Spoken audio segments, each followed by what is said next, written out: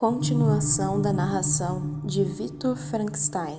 O monstro interrompeu seu discurso e me olhou fixamente, esperando uma resposta. Mas eu estava perplexo demais para falar. Então, ele continuou. Você criará uma mulher para mim, com quem eu possa ter a troca de afeto que necessito. Exijo isso como um direito que não me pode ser negado. Em muitos momentos eu ficara fortemente comovido pela sua narrativa.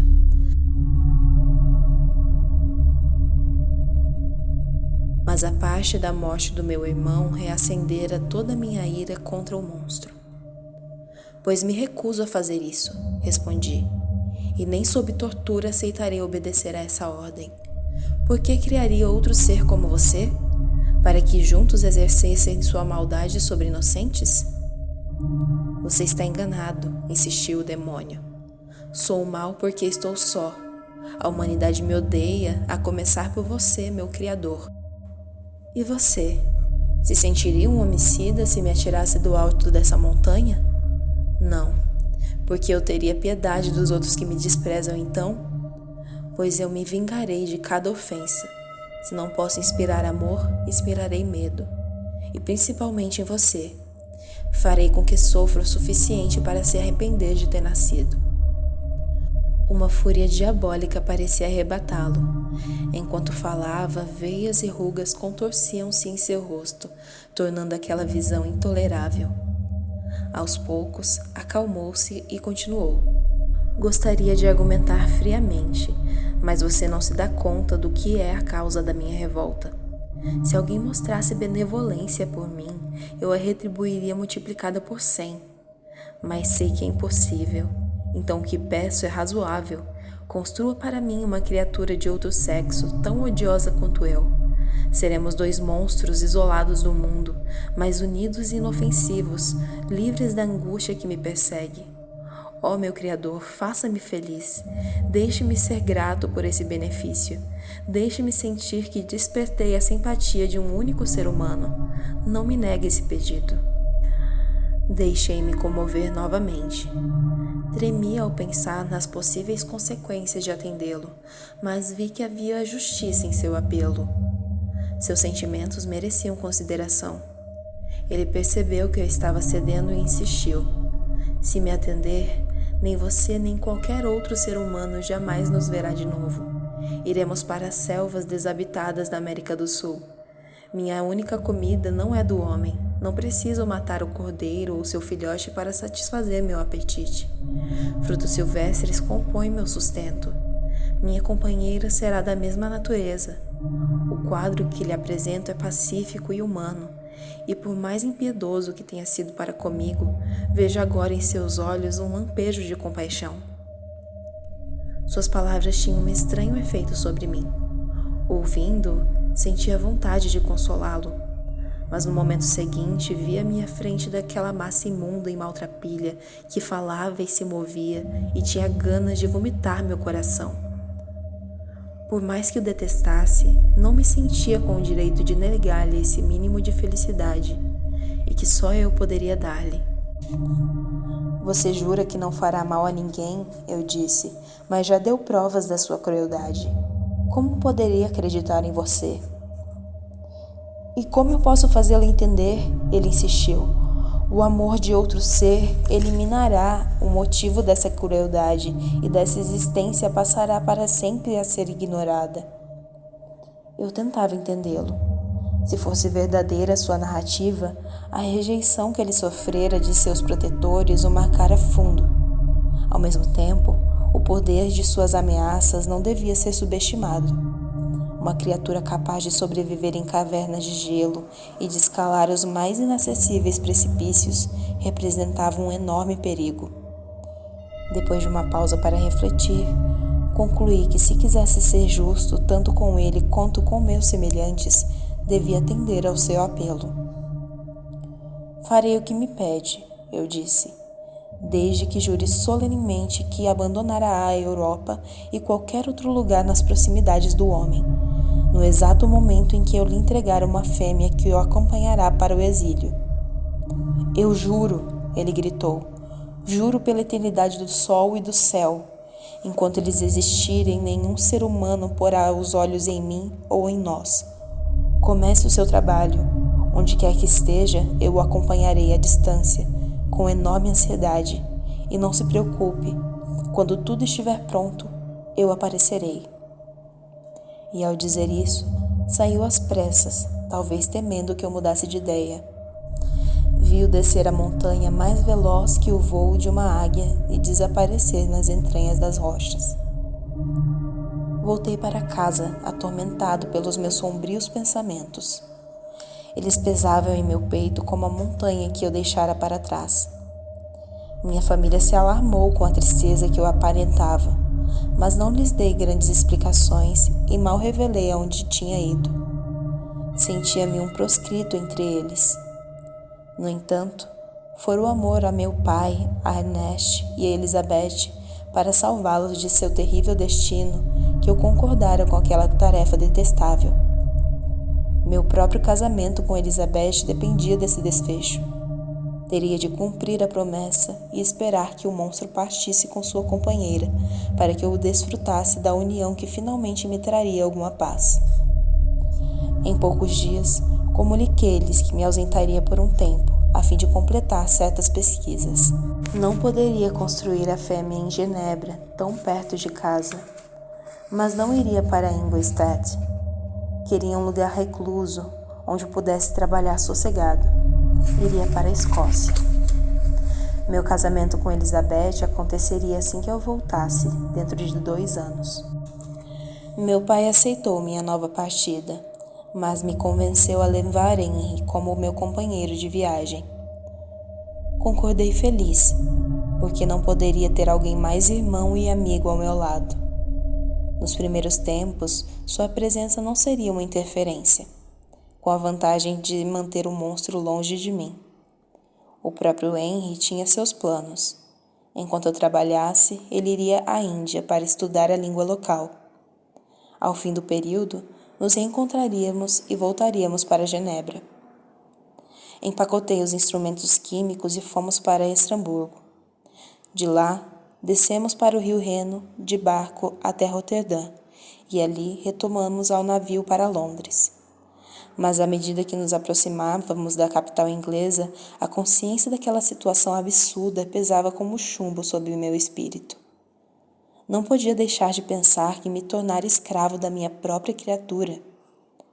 Chegamos a Londres em outubro e eu não conseguia fazer nada de prático até fevereiro. Sentia-me anestesiado, rezando para um acidente que destruísse o monstro e pusesse um fim à opressão que ele me submetia. Finalmente Henry partiu para a Índia e quando me vi só, comecei a coletar os materiais que necessitava para minha segunda criação. Não preciso repetir os detalhes dessa etapa. Foram iguais à primeira vez, com a diferença de que eu já não estava movido por um entusiasmo juvenil que me fizera superar a repulsa por aquele trabalho.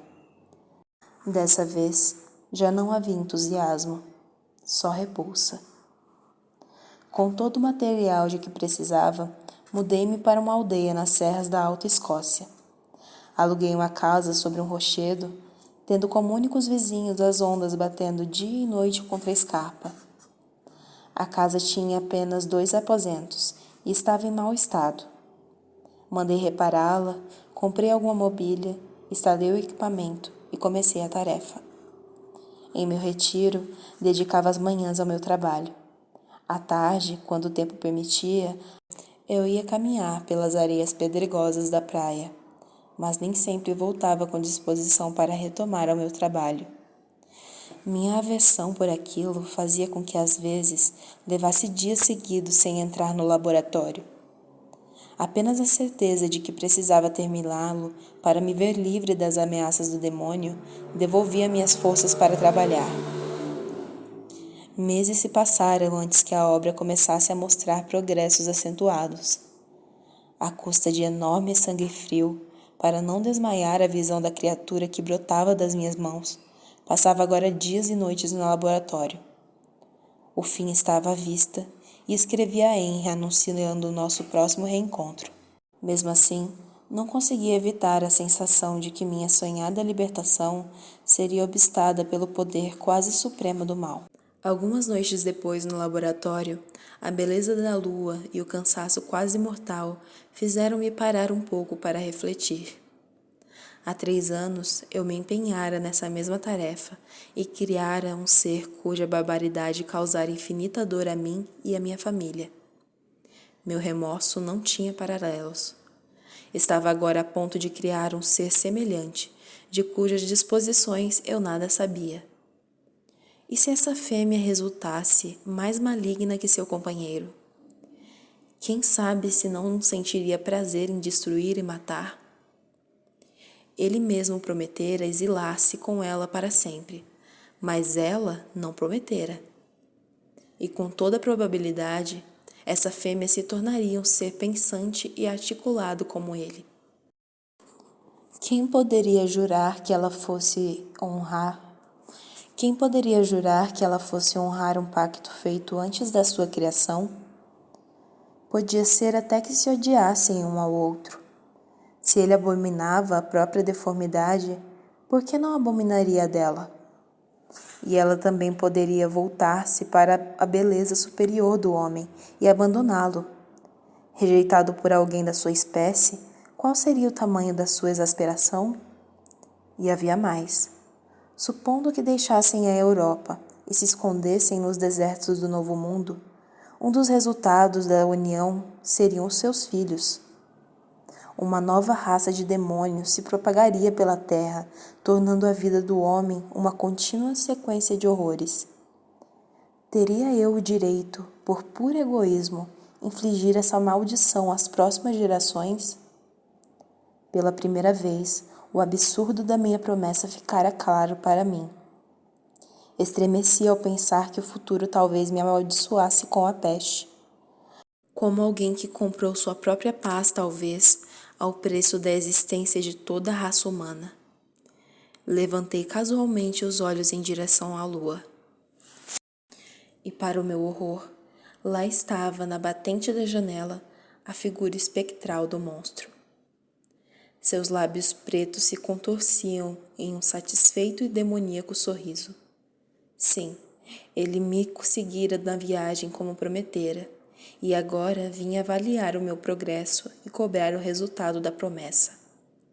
Em seu rosto, vi a expressão da malícia e da traição. A ideia de criar outro ser como ele pareceu-me definitivamente um ato de loucura. E então, sob o seu olhar atônito, numa espécie de transe furioso, despedacei a criatura que estava construindo. Cabeça, tronco e membros eram retalhados por meus instrumentos. Vísceras eram arrancadas e jogadas para o alto. E não apenas isso, quebrei e destruí todos os instrumentos e materiais do laboratório. O monstro nada fez para me impedir. Quando caí, esgotado a uma cadeira, ele acabou de entrar pela janela e disse friamente: "Você destruiu o trabalho pouco antes de terminá-lo. Como ousa quebrar sua promessa? Suportei toda a sua espécie de fadiga e provações. Saí da Suíça com você. Esgueirei-me às margens do Reno para acompanhá-lo. Sofri horrores no porão do navio que nos trouxe à Inglaterra. Passei fome nos subúrbios de Londres. Como ousa destruir as minhas esperanças?" "Quebro minha promessa", respondi, "porque jamais criarei outro ser cruel como você." "Escravo", ele disse friamente, "você me criou, mas eu sou seu senhor. Obedeça." "Minha resolução está tomada e seus poderes não me assustam", respondi. "Suas ameaças apenas confirmam que estou certo em não repetir meu erro. Não porei no mundo outro demônio como você." O monstro viu a determinação em meus olhos e rangeu os dentes de impotência e ódio. Arfando emocionado, disse: "Todo homem tem uma esposa e todo animal uma companheira. Por que apenas eu devo ser sozinho? A partir de agora, todas as suas horas serão de infelicidade e medo. Um dia, você se arrependerá dos sofrimentos que me impôs." Abaixou a voz para acrescentar: "E lembre-se, estarei com você em sua noite de núpcias." Antes que eu pudesse engafinhar-me com ele para uma luta de vida ou morte, ele escapou pela janela e desceu a escarpa. Pela janela, vi-o afastar-se de bote e perder-se na escuridão do mar. Tudo estava de novo em silêncio, mas suas palavras trovejavam em meus ouvidos. Mesmo assim, sentia-me vitorioso e consegui dormir. Ao acordar ao nascer do sol, decidi que havia uma última tarefa para desempenhar antes da chegada de Henry, prometida para breve: desfazer-me dos pedaços da criatura que destruíra. Ao meter aquilo numa cesta, sentia-me como se estivesse manipulando carnes vivas de um ser humano. Tive de parar um pouco para recompor-me. Finalmente, joguei por cima os cacos dos meus equipamentos, cobri tudo com um cobertor e arrastei a cesta para a praia. Completei a cesta com pedras para impedir que boiasse. Entrei em meu bote e, aproveitando que os pescadores raramente se aventuravam por aquela região, remei ao máximo que pude e atirei a carga ao mar. Ela afundou sem deixar vestígio. Senti-me como um assassino. 2 horas depois, remei de volta para a praia e desembarquei no mesmo lugar. Esticado na areia, lambido pelas ondas, jazia o corpo de Henry.